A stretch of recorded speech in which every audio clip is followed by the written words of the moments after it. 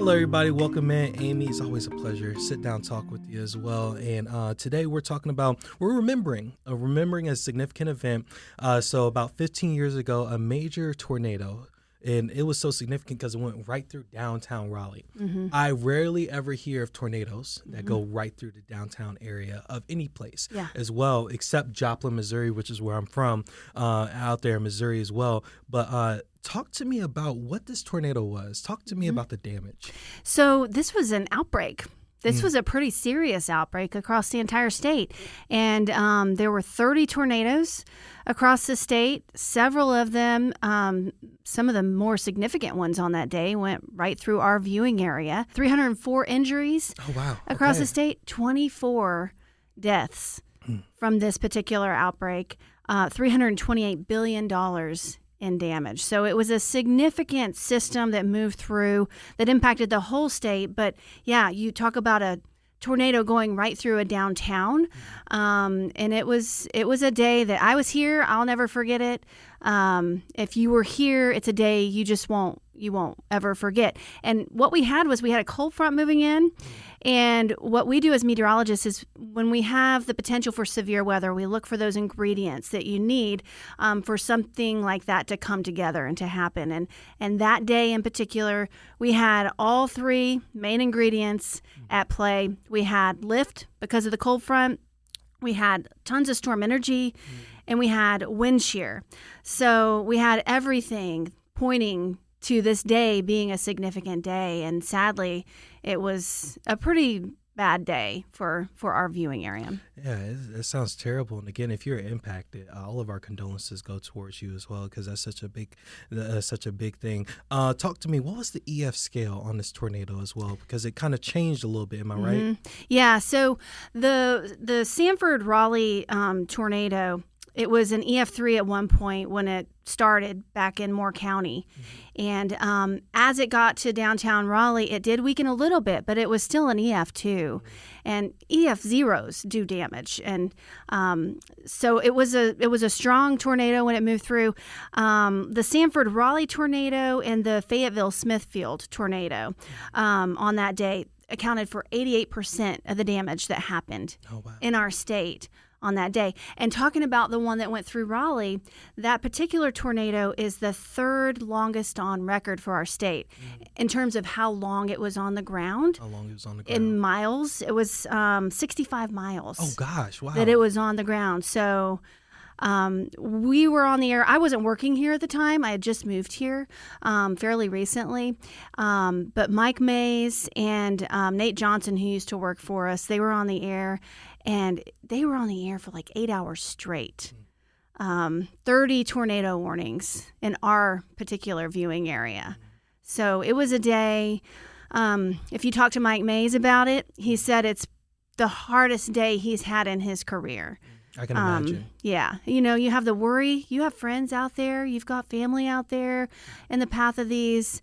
It's bad, and you're hoping people are not getting injured or dying. So you have all that worry happening, and it just went on and on and on. So it was a big day.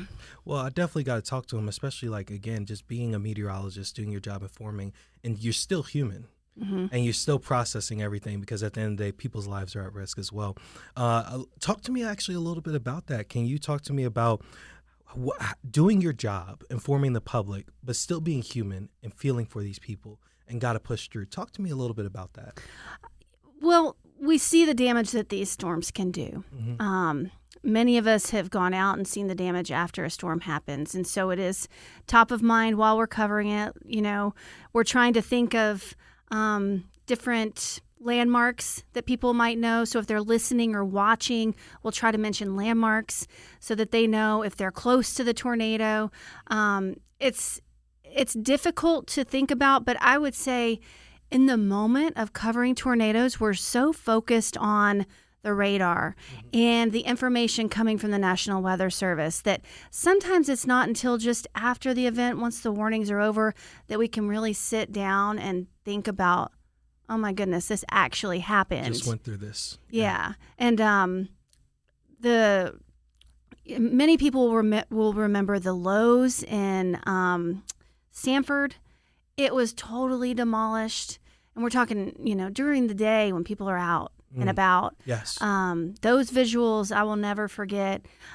Shaw University in downtown Raleigh, the damage was so significant they had to cancel classes the rest of the semester. Terrible. So this was a system that had huge impacts across our viewing area. And it is crazy to think that it went right through downtown Raleigh, too.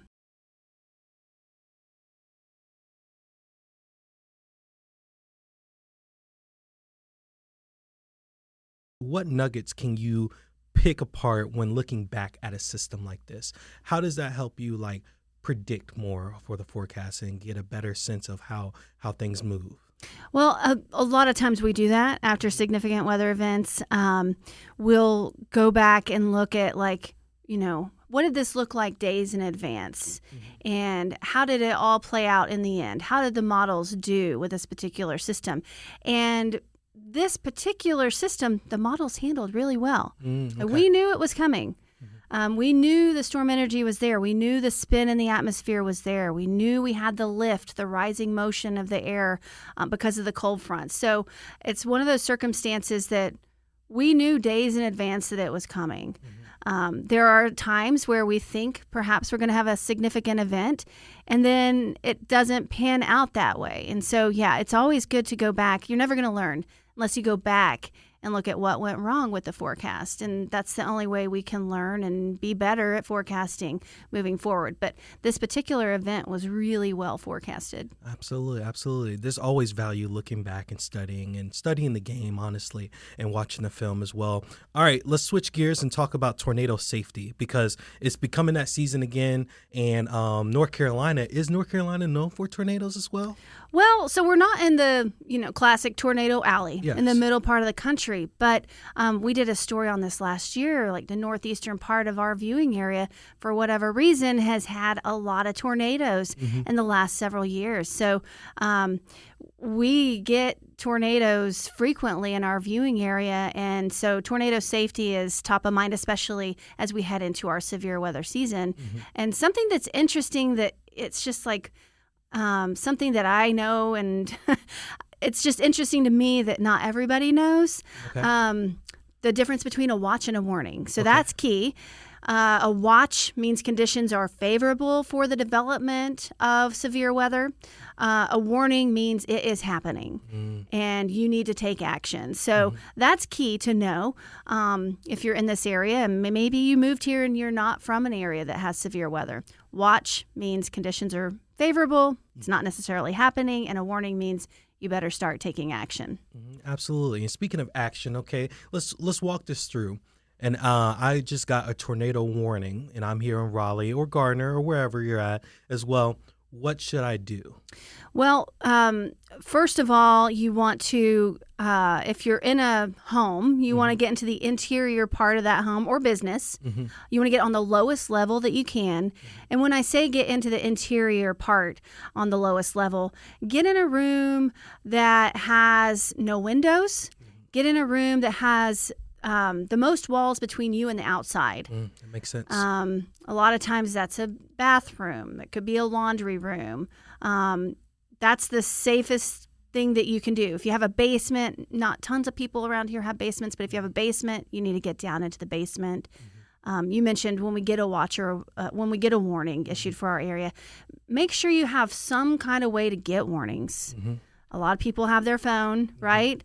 WRAL, the weather app, will know your location if you have your location turned on, and it will tell you if there's a warning in your area. So make sure you can get the warning first of all, and then once the warning happens, take those precautions that I mentioned. Absolutely. And this is just one of the many special reasons why working at WRL, we got so many ways you guys can stay informed. You got the radio. If you want to go old school, get your hand crank radio with batteries operated as well. And also talking about on the social media aspect, we'll always be live on YouTube as well. So charge your phone, charge your iPad, do what you can, especially if you have signal and if you're blessed with have Wi-Fi during that time period as well. So WRL, we're going to make sure that you stay informed as well. Anything else that people need to know about tornadoes? Yeah, safety-wise, we do have some mobile homes. Yes. maybe you're in a car and you're traveling and you hear on Mix 101.5 that we have a tornado warning. You want to, if you can, you want to get out of a mobile home and seek a sturdy shelter.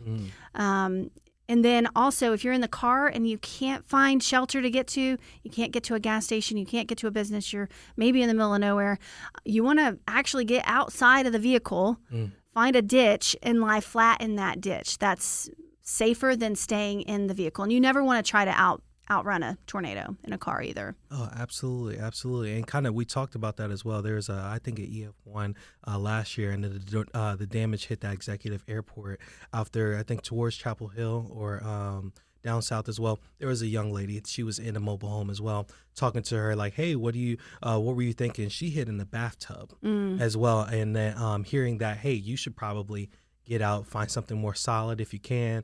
Gas station, restaurant down the street, or find a ditch. That is actually helpful advice that I'm definitely going to share moving forward as well. So either which way, is there anything else that people need to know about tornado safety? Obviously, tune in to WRAL, get inside the doors, stock up, water, and those types of things. Anything else that people need to know? I think we pretty much covered it. Just stay weather aware as we approach the severe weather season. Make sure you know if something's coming. We've got a team of 7 that are going to be paying close attention to models and, letting people know. As soon as we see something that might be happening, we'll let everybody know. Absolutely. And again, appreciate it for all that you do. Aimee Wilmoth, our executive weather producer, also an excellent meteorologist as well. Where can people find you on the socials? I'm on Instagram. I'm on X. I'm on Facebook. You can find me on all those platforms. An amazing follow. Always going to keep you informed. Thank you so much. Sure.